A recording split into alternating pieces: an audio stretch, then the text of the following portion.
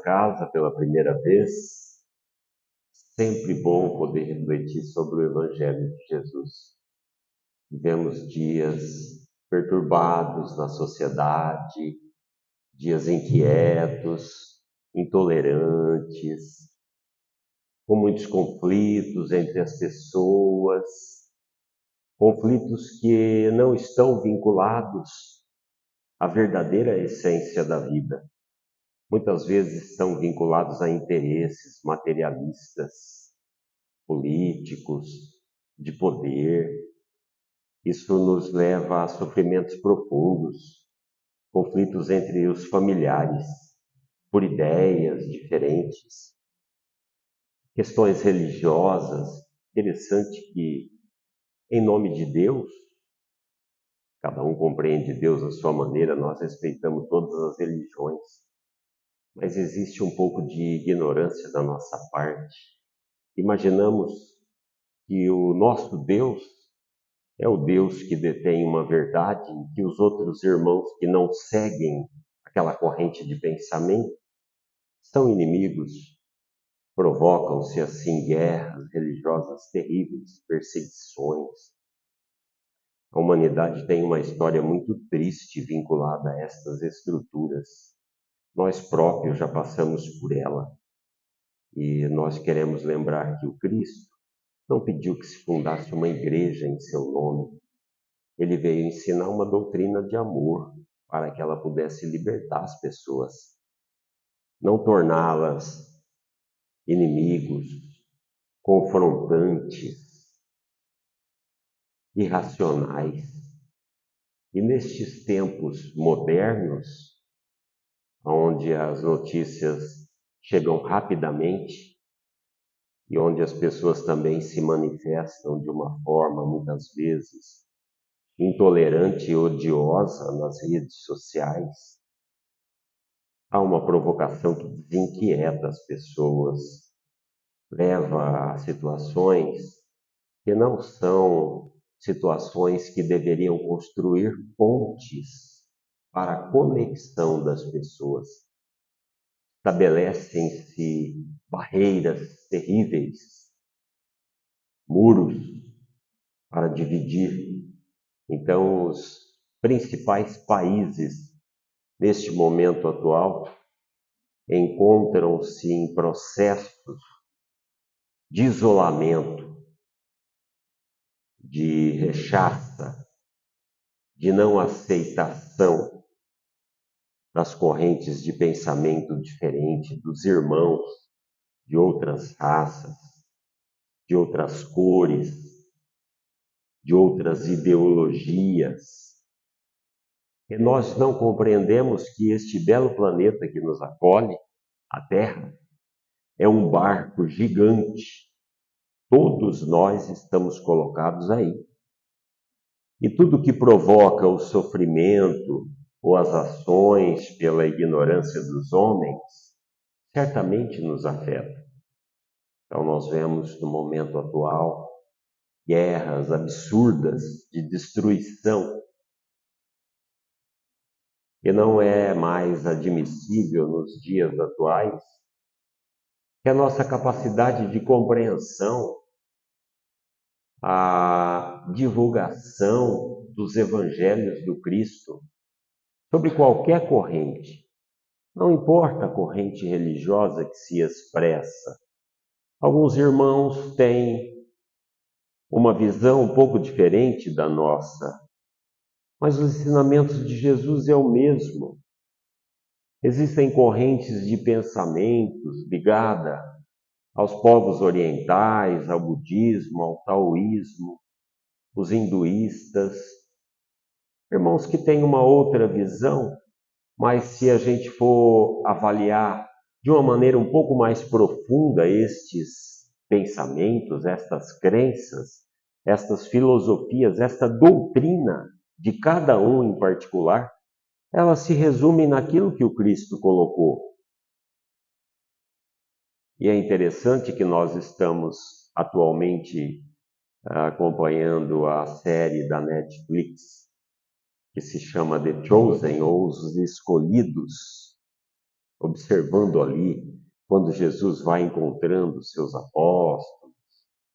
E é muito interessante porque o filme, ele mostra muito bem ambientado aquilo que era a realidade da época de Jesus, de Jerusalém, como aquela sociedade vivia, como ela se relacionava, a estrutura dos romanos, que ali eram os povos dominantes que sujeitava aquela nação de judeus, mais uma vez. E a gente vai compreendendo também por que é que eles não aceitam o Cristo. Porque Jesus, em todas as suas colocações, nos seus exemplos, em toda a sua pregação, na sua experiência terrena, ele deixa muito claro que a sua vinda é para resgatar aqueles que estavam esquecidos, desviados do caminho, abandonados, doentes, como ele diz. Logicamente que ele não veio pela igreja rica daquela época e de agora que a gente vê em muitos templos religiosos, cobertos de ouro, grandiosos, mas que não é a expressão da fraternidade, que não se traduz no acolhimento que nós deveríamos ter. Então nós ficamos muitas vezes a refletir, a reflexionar, como é que tem sido o nosso comportamento individual diante do Evangelho de Jesus? Como nós temos nos comportado? Muitas vezes a gente diz, eu não faço a guerra, eu sou contra a guerra, sou contra os conflitos, sou contra o ódio que se estabelece hoje nas redes sociais. Mas muitas vezes nós próprios nos pegamos em situações de conflito interior em relação àquilo que é expressado na sociedade. Não temos aceitação, paciência, serenidade, como diz Joana de Ângeles. O sábio, aquele que sabe profundamente, ele não se expressa pelo seu orgulho, se expressa como Jesus dizia, aprendei de mim que sou humilde e manso de coração. Nós estamos longe ainda de expressar a mansuetude, o equilíbrio, a serenidade, muitas vezes diante das afetações, das doenças, das perdas, sejam elas materiais, emocionais, dos conflitos de toda a ordem que se estabelece pelas relações, muitas vezes na própria família, onde nós nos encontramos desconectados uns dos outros. Não exercitamos o ato da tolerância, da compreensão. Então vivemos dias atuais que os casamentos não duram mais. Quando há a menor contrariedade, eu rompo, porque eu estabeleço uma outra relação. E os filhos? Os filhos ficam aqui, ficam acolá. Os pais modernos estão em segundo, terceiro casamento, um filho aqui, outro lá, o outro veio. E nós não olhamos os espíritos que nós planejamos como família. Então não é expressar um comportamento radical ou arcaico ou conservador. Nós aceitamos que muitas relações não se consegue estabelecer dentro minimamente de uma normalidade de saúde emocional para que se desenvolva ali a prole, os filhos, a parentela. Mas é necessário que a gente avalie um pouco melhor estas relações. E principalmente os jovens. Tome cuidado com as escolhas, com os caminhos, porque a mídia social, o mundo dos artistas, aquilo que são os modelos que a gente vê hoje na internet, no Instagram, no Facebook, no TikTok, são modelos equivocados de uma felicidade que não existe. São situações que eu tento mostrar a outro aquilo que eu não estou vivendo. Então nós vivemos momentos de falta da relação real, da vida real entre as pessoas. É preciso olhar nos olhos. É preciso saber ouvir. É preciso falar com serenidade, com calma, com educação, com compreensão. É preciso saber ceder. É preciso compreender, porque a fraternidade de Jesus, pregada por ele, está muito além do socorro material, muito além. Ela está principalmente na sustentação moral que cada um de nós deseja para si. Nós desejamos ser ouvidos, respeitados, olhados com carinho, considerados na nossa particularidade. Cada um de nós é um universo, é um ser diferente. Quando nos associamos em uma família que se inicia, um casal, é natural que haja conflitos. Por que não?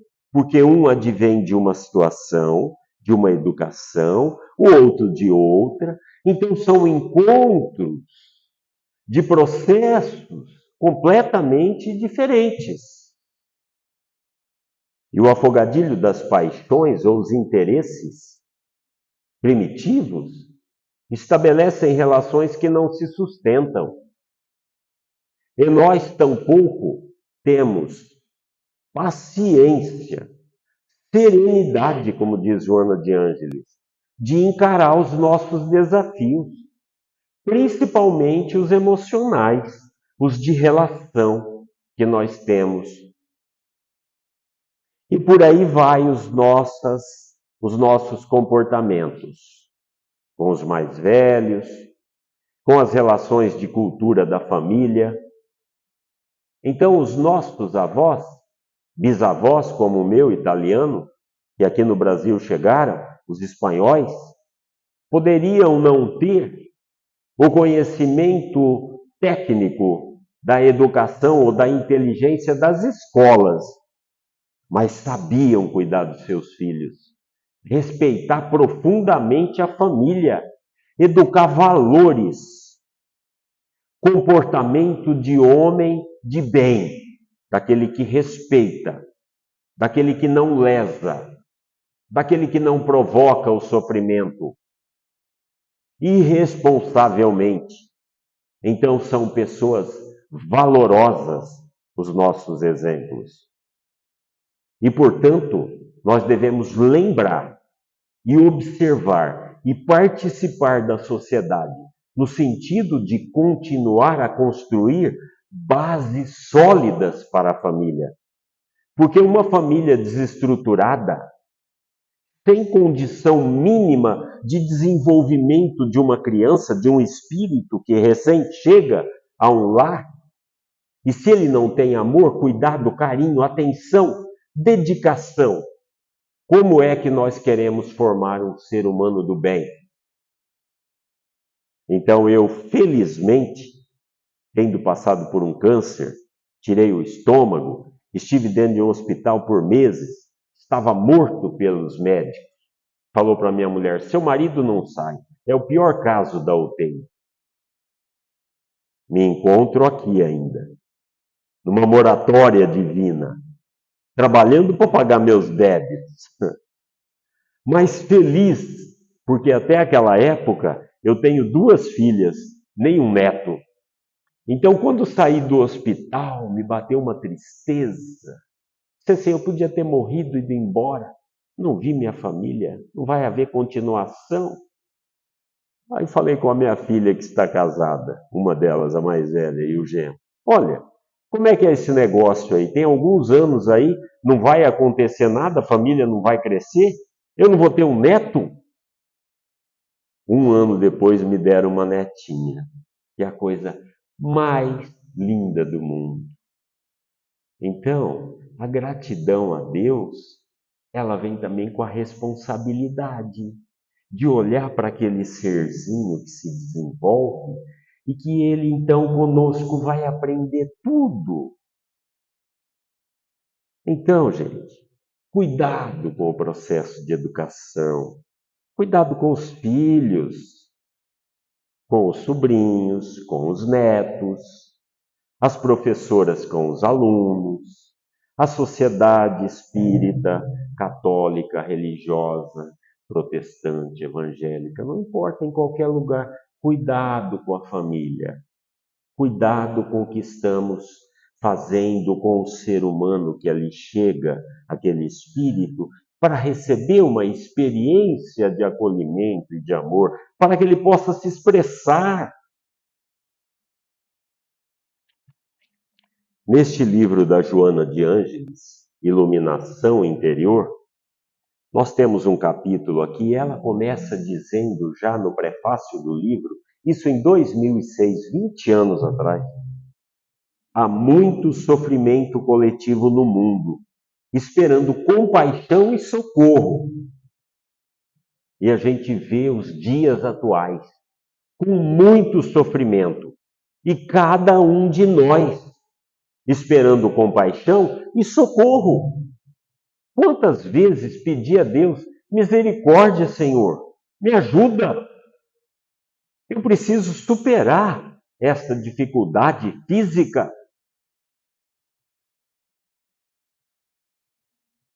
Eu desejo viver. Eu preciso continuar o meu trabalho. Ele não terminou. Poderia ter ido embora. Quantos irmãos depois de mim com câncer foram embora? Então, cada um de nós vive uma experiência em cada momento da vida que precisa, sim, de compaixão, socorro das pessoas que estão à nossa volta, da sociedade, do centro espírita que está aqui com as portas abertas para nos acolher, principalmente para nos ouvir.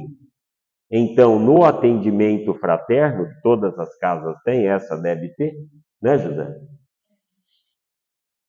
É um momento que nós sentamos e vamos ouvir o que o nosso irmão tem a colocar. Por que é que ele está nos procurando? O que o perturba? O que o incomoda? O que o faz sofrer?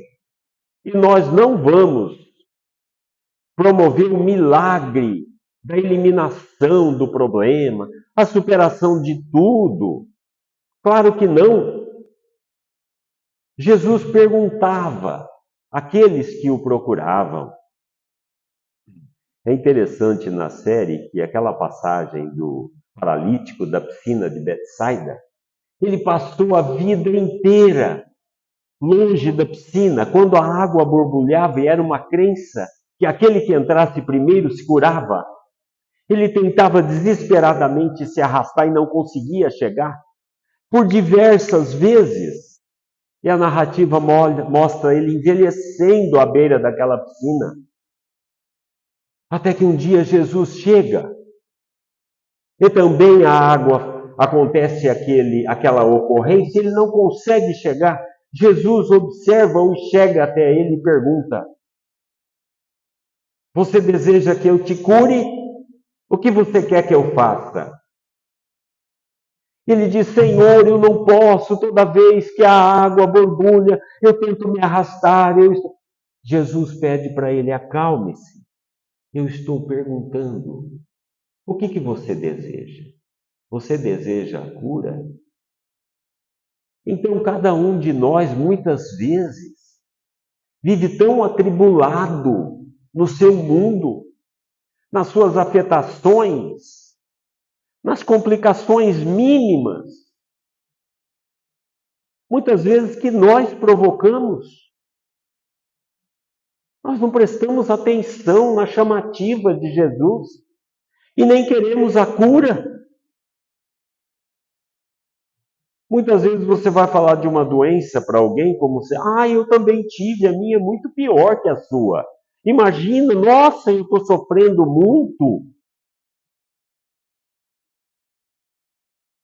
E Jesus, então, depois de chamar a atenção 3 vezes daquela criatura ali naquele estado deplorável, desde criança, paralítico, ele resolve dizer que ele queria ser curado. E Jesus pede, sempre depois das curas, Jesus lembra: não haja mais como você vinha se comportando. Observe que a sua doença é produto do seu comportamento, do nosso. Mas eu não tenho nada com o câncer que me apareceu no estômago. Será? Então, fazendo uma retrospectiva e avaliando minha situação nesta época, nestes dias terríveis, a conclusão que eu estava profundamente desequilibrado emocionalmente. Com rancor, com ódio, com negócios, com conflitos na família, sociedade, separação de bens, preocupações que me levaram a lesar o órgão do organismo. Emmanuel fala: você conversa com os seus órgãos, tem noção do seu organismo, da complexidade do corpo humano? Cuidado com as coisas que você faz, ingere, pensa.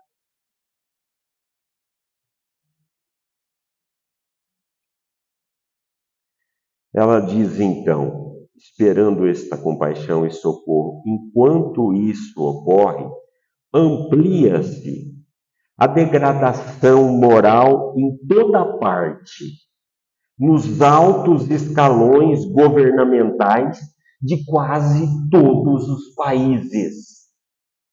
Não é só no nosso, não, viu? Porque o nosso anda bem degradado. Observamos os outros, os países em guerra, os conflitos agora recentes das grandes nações, o desequilíbrio que a humanidade pode passar em função disso. Então ela diz que essa degradação moral está em quase todos os países, nos grupos sociais, nos indivíduos, em nós. Temos que fazer uma avaliação interior, criteriosa. Como é que estamos nos comportando? E ela diz então que estes comportamentos, que no momento existe em todo o canto para onde a gente olha, ele ameaça a cultura, a ética, a harmonia pessoal e geral. Então nós temos que tomar um cuidado muito profundo com o nosso comportamento. E não na condição de juiz, de ficar observando o que está acontecendo com o outro. Porque eu preciso primeiro fazer a minha reforma, a minha transformação. O meu comportamento precisa mudar para que a sociedade toda mude. Então ela diz aqui que do resultado desse tipo de comportamento advém condutas tormentosas, cujas condutas provocam frutos ácidos e amargos. Então a gente vê hoje esta intolerância, a falta de respeito, de cuidado, de fraternidade para com o próximo, de consideração. Ela diz que o desespero, a frustração e os tormentos existenciais tornam-se superiores às resistências morais daqueles que os experimentam. Há momentos que a gente pensa assim, acho que eu não vou dar conta de viver nesse mundo. E aí a gente observa muitos jovens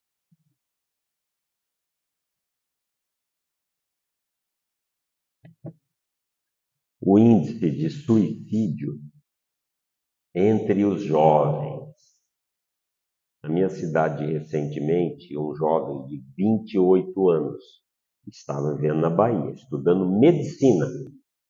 Um garoto lindo, saudável, suicidou-se. Eu pergunto, o que está acontecendo com a sociedade? Os jovens, as crianças, parece que não conseguem mais encontrar razão de viver numa sociedade adoecida, descompromissada, egoísta, intolerante. Não há tolerância com relação às opções sexuais, de cor da pele, de qualquer que seja a conduta do ser humano, ele tem que ser respeitado.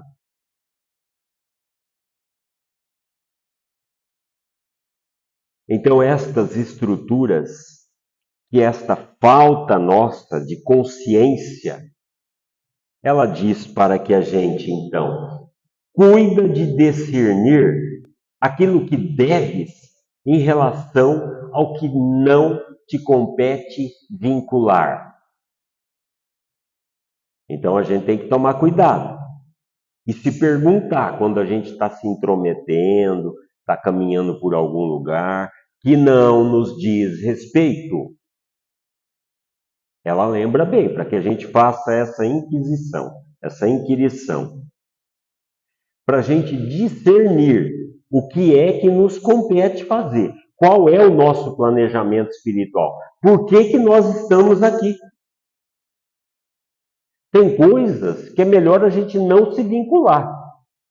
Muitas vezes, a gente cativa as pessoas, desenvolve situações, conflitos, sofrimentos alheios, aos quais cada um vai ter que responder, de uma forma ou de outra, desestruturando vidas, abandonando pessoas.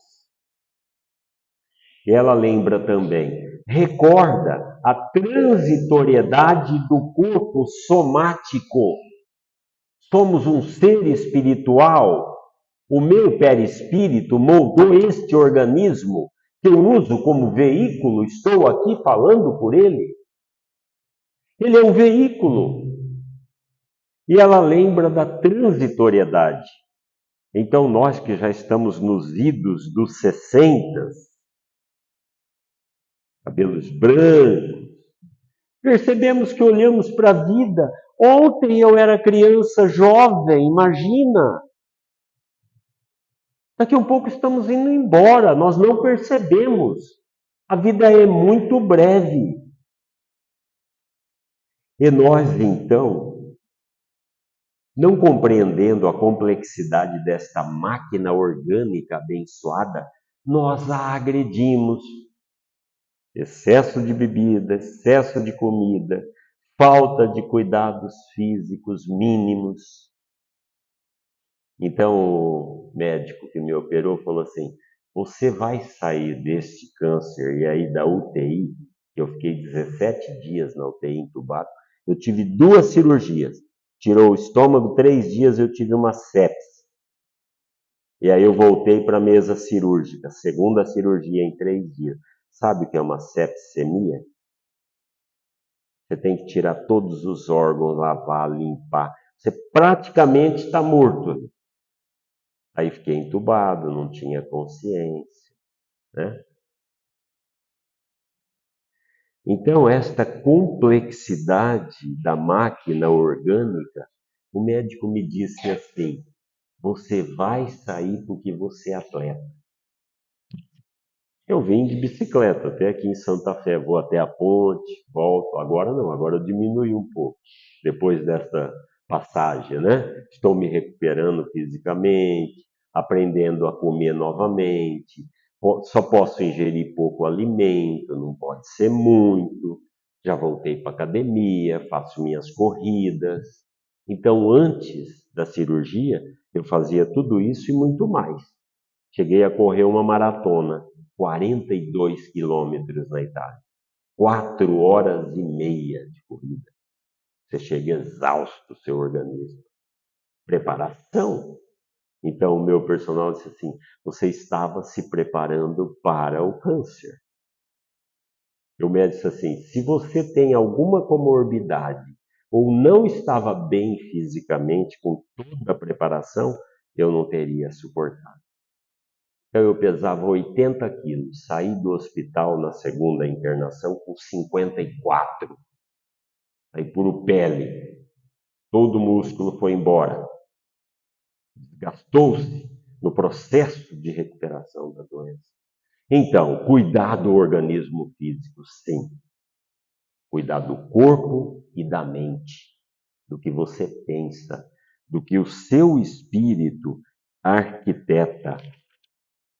Então, aí ela diz assim: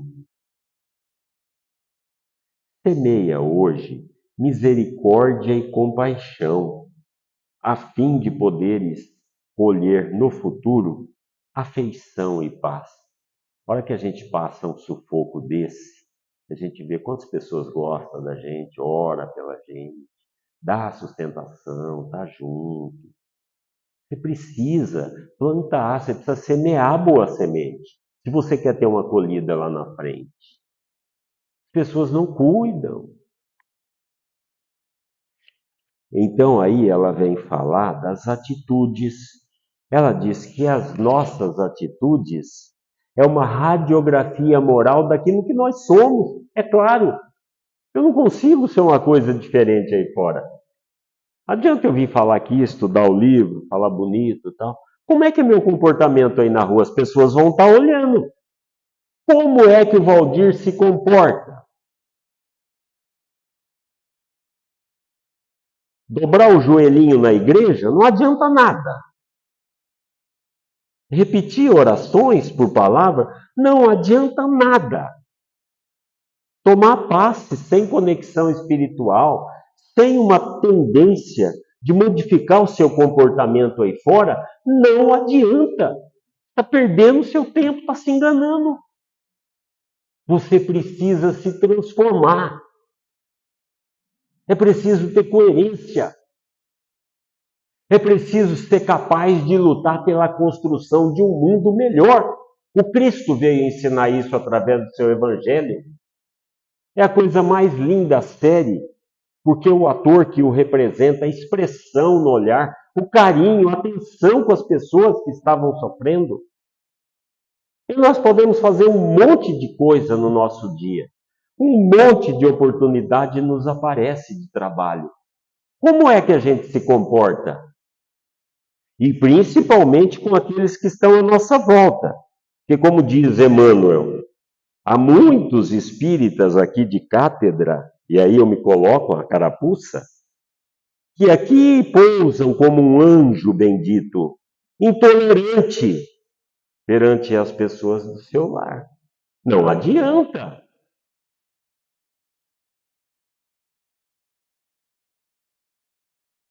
Estas atitudes nascem dos nossos comportamentos. Cada um de nós expressa o seu sentimento, aquilo que você carrega no seu espírito. E nós estamos aqui para exercitar ele, para melhorar, para mudar, para ser uma pessoa melhor, mais leve, mais feliz. E permitir os outros que estão do nosso lado estas estruturas. Ela lembra que os hábitos saudáveis conduzem à felicidade e à harmonia. E aqueles perturbadores, eles geram desequilíbrio e transtornos emocionais. Então, eu preciso avaliar como são os meus hábitos de vida, minha rotina, as coisas que são valorosas para mim, como eu me relaciono, como eu trato as pessoas, como eu trato a natureza, os animais, como eu vivo. Tem que haver um compromisso. E ela lembra uma coisa muito importante que eu vou falar agora. Prestem atenção. O pensamento dessa forma é convidado a reflexões agradáveis e felizes. A força do pensamento é algo que nós não conseguimos compreender. Aqui é um monólogo, só eu estou falando, né? Mas eu tenho certeza que o diálogo entre nós aqui está gigante. Todo mundo conversando aí na mente, né? Não está conversando comigo? Vocês não estão dialogando? Respondendo, falando, não, mas ele está falando isso, mais isso, mais isso. Em outros momentos, o pensamento vosso nem está aqui, está só o corpo presente. O corpo senta aqui e fala, nossa, estou aqui no centro, orando, recebendo vibrações. O pensamento está lá longe, foi embora, viajou. Vocês não estão aqui, não estão prestando atenção. Presença, atenção. Por isso que Jesus diz, olho de ver e ouvido de ouvir. Porque às vezes a gente escuta o que o orador está falando. Ah, escuta, é um barulho, ele está falando. Mas você não ouve, como não ouve as pessoas. Então o pensamento é a palavra do Espírito. É como nós vamos nos expressar na hora que a gente desencarnar. O corpo ficou aqui morto na Terra. Como é que você fala no plano espiritual? Como é que você se comunica?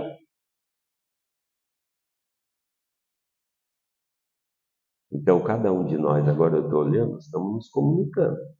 Se tivesse um pouquinho mais de habilidade, não estivesse preso ao organismo físico da matéria, eu poderia compreender esses pensamentos. Entender, mandar um pensamento meu, estou ouvindo dele, o que ele está falando. Se eu praticar um pouquinho, a gente se fixar um no outro, nós não precisamos de articular a voz, nós articulamos o pensamento, a vibração. Por isso que é importante a casa espírita. Sintonia. Cuidado com o que você está pensando. Porque toda a sua ação, primeiro, é gestada no seu pensamento. O seu pensamento é a expressão do espírito. Portanto, a gente deve armazenar no pensamento alimentos emocionais, coisas boas, afastar o negativismo, o medo, o desespero, os pensamentos de ódio, de rancor, de vingança. Estabelecer o perdão que o Cristo pediu. Perdoa. Perdoa a você mesmo. Primeiro a você, depois ao próximo. Todos nós somos necessitados de socorro e de perdão. Uma das experiências maiores da vida foi a minha estada no hospital, particularmente dentro de uma UTI, que é a nossa escola mais abençoada. Porque ali 40 dias eu não podia tomar água. Eu pedia pelo amor de Deus para a enfermeira. Eu não aguentava, os lábios todos rachados, secos. Eu pedia para ela me dar uma gota de água. Tinha uma injeção que tira-se a agulha, fica só o êmbolo, aquela parte, né? Eu era tão fissurado por aquela água que eu não esqueço aquela borrachinha preta dela. Tinha uma gotinha de água. Desespero. Variado. Sabia o que estava acontecendo. É o ser humano. É o que nós somos. A gente acha que a gente é um poderoso, né? Grandes homens da guerra, tomando todo o dinheiro da nação. suborno, golpes como os de agora, milhões fora das contas, falta saúde, falta educação, falta sustentação. Será que alguma coisa dessa salva alguém? Muda a vida de alguém? É um comportamento moral, a prática da fraternidade, da caridade, o bom comportamento, conforme nos ensinou Jesus. Que Ele nos ilumine, como tema deste livro, iluminação interior. Para isso que cada um de nós está. E o jovem fica por aí. Eu adentrei ao Espiritismo com 21 anos de idade. Estou com 65. Lendo, estudando, tentando aprender um pouco. Tentando errar menos. Procure errar menos. Procure acertar mais. E aí a gente pede em oração: Senhor, me ajuda. Tem que ser do coração. Tem que ser sincero. Tem que ter sintonia com o Criador. Assim como Cristo ensinou a oração aos seus apóstolos. Se a gente não fizer isso com autoconsciência, é uma ilusão. Não vai nos ajudar. Que Jesus ilumine cada um nesta noite, seus familiares, seus entes queridos, seus sonhos. Embale cada um de nós na sua luz, porque nós somos ainda seres imperfeitos e precisamos da compaixão, do amparo e da ajuda de todos. Que assim seja, graças a Deus.